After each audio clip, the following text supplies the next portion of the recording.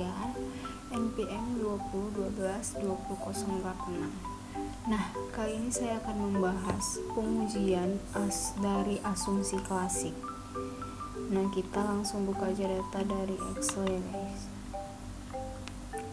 Nah, di sini udah ada data Excelnya, yaitu etos kerja sebagai X1, pengembangan SDM sebagai X2, kompetensi sebagai X3, self efisiensi, motivasi, kepuasan kerja, dan prestasi kerja. Nah, langsung aja kita pindahkan ke SPSS.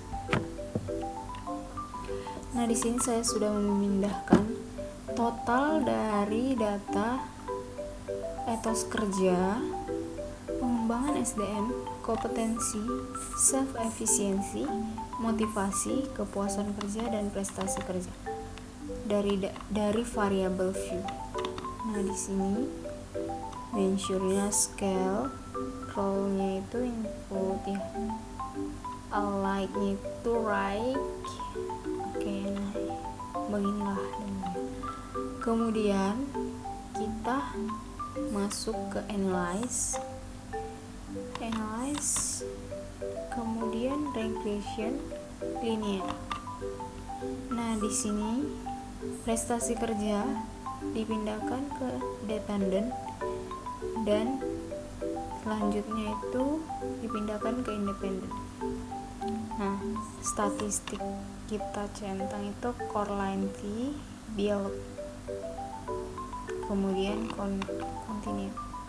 Oke.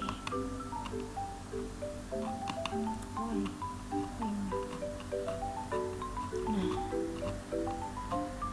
di sini sudah langsung tertera ya guys hasil dari analyze regression linearnya. Kemudian kita akan ubah ke compriments, terus kita klik match. Nah, di sini dependent list-nya itu prestasi kerja, dan nah optionnya kita centang test for linearity. Oke. Nah, di sini akan tertera juga hasil dari compriments. Kemudian kita akan pindahkan data dari ke worknya.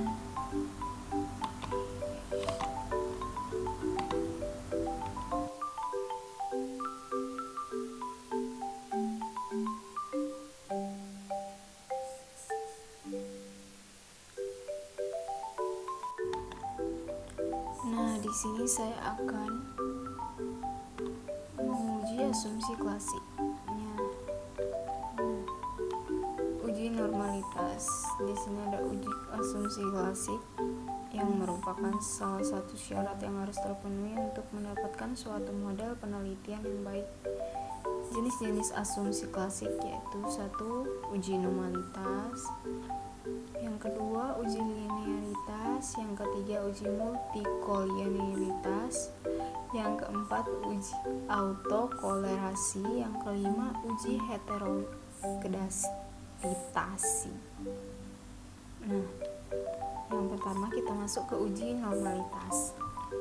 Nah, di sini tertera gambar 1 dari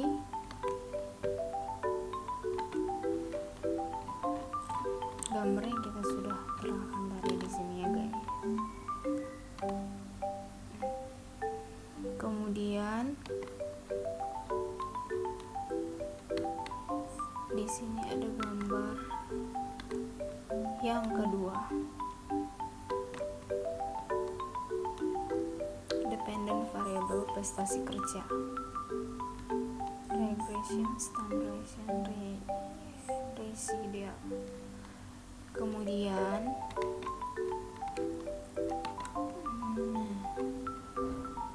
gambar kedua memperlihatkan garis normal probability plot di mana variabel telah terdistribusi secara normal.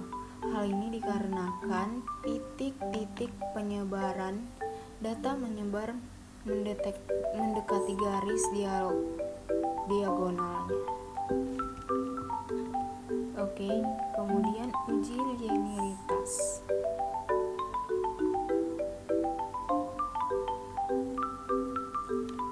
Dalam pengujian regresi linier, variabel yang baik adalah variabel yang memiliki hubungan yang linier atau variabel bebas dengan variabel terikatnya. Dari sini kita akan dapat tabel pengujian linier.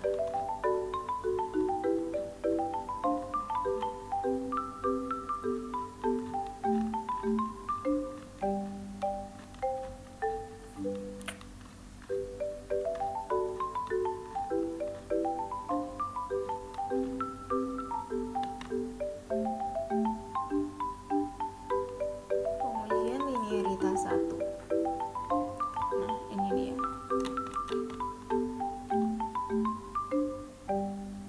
Totalnya ada 122. Hasil dari tabel 1 menunjukkan bahwa nilai deviation from linearity adalah sebesar 0,139. Nilai tersebut lebih besar dari 0,05.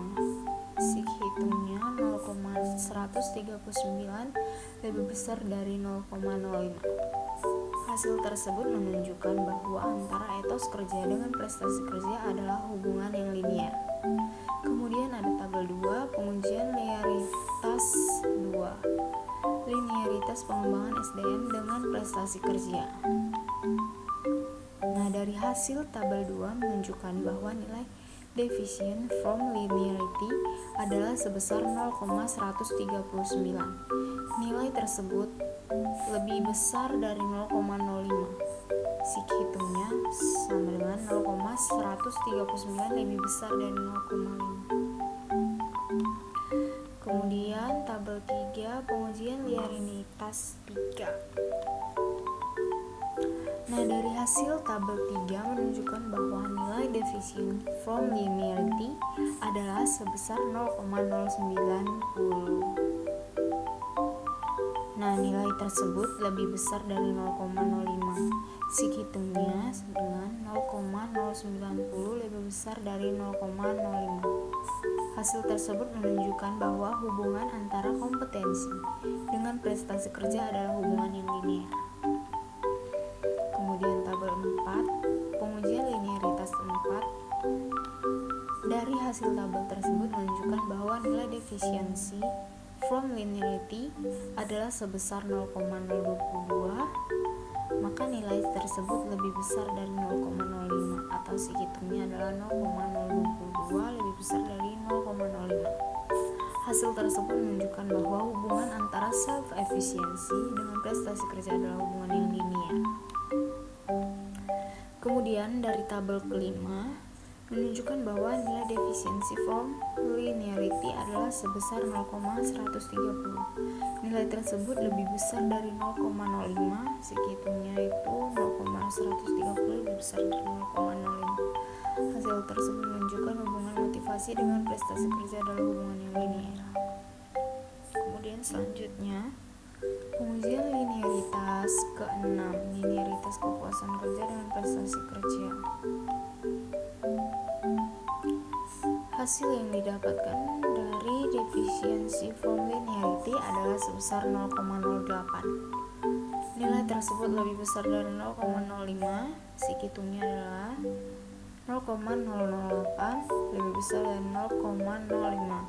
Hasil tersebut menunjukkan bahwa hubungan antara kinerja dengan prestasi kerja adalah hubungan yang linear. Kemudian, uji multikolinearitas merupakan Ghazali 2005. Pengujian ini dapat dilihat melalui nilai tolerance dan variance inflation factor atau VIP. Apabila VIP lebih besar dari 10 dan nilai tolerance lebih kecil dari 0,1, maka terjadi multikolinearitas. Dan apabila nilai VIP lebih kecil dari 10 dan nilai toleransi adalah lebih besar dari 0,1, maka tidak terjadi multikolinearitas atau hasil uji multikolinearitas dapat dilihat pada tabel berikut.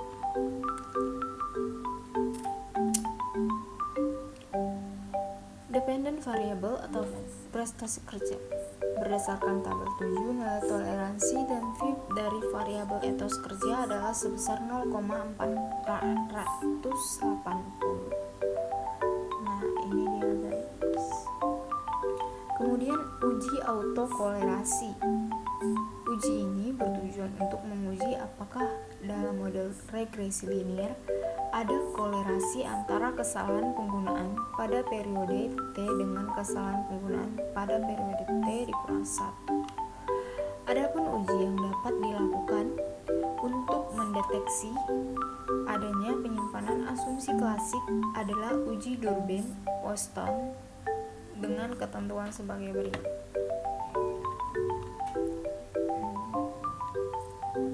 Maka bisa kita lihat langsung dari tabel model summary.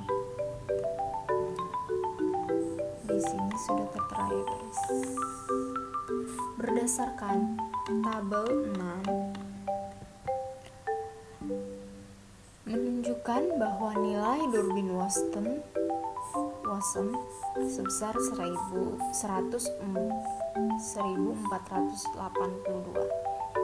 Karena nilai DW-nya lebih kecil 2,35 atau dengan kata lain 1,65 lebih kecil dari 1,482 lebih kecil dari 2,35, maka dapat disimpulkan bahwa data-data pada penelitian ini tidak dapat disimpulkan. Kemudian uji heteroskedasitas. Pengujian ini digunakan untuk melihat apakah dalam sebuah model regresi terjadi ketidaksamaan varian dari residual dalam rangkaian suatu pengamatan ke pengamatan lain, maka disebut homokedasitisitas. Dan juga jika berbeda disebut heteroskedasitas. Salah satu uji untuk menguji heteroskedasitas ini adalah dengan penyebaran dari varian residual pada diagram pencar atau scapular. Nah, di sini ada tertera diagramnya, kalian bisa lihat langsung guys. Kemudian pada gambar di atas dapat dilihat penyebaran residu cenderung tidak teratur. Terdapat beberapa plot yang berpencar dan tidak membentuk pola tertentu, sehingga dapat disimpulkan tidak terdapat gejala heteroskedasitas pada model regresi dalam penelitian ini. Sekian dan terima kasih.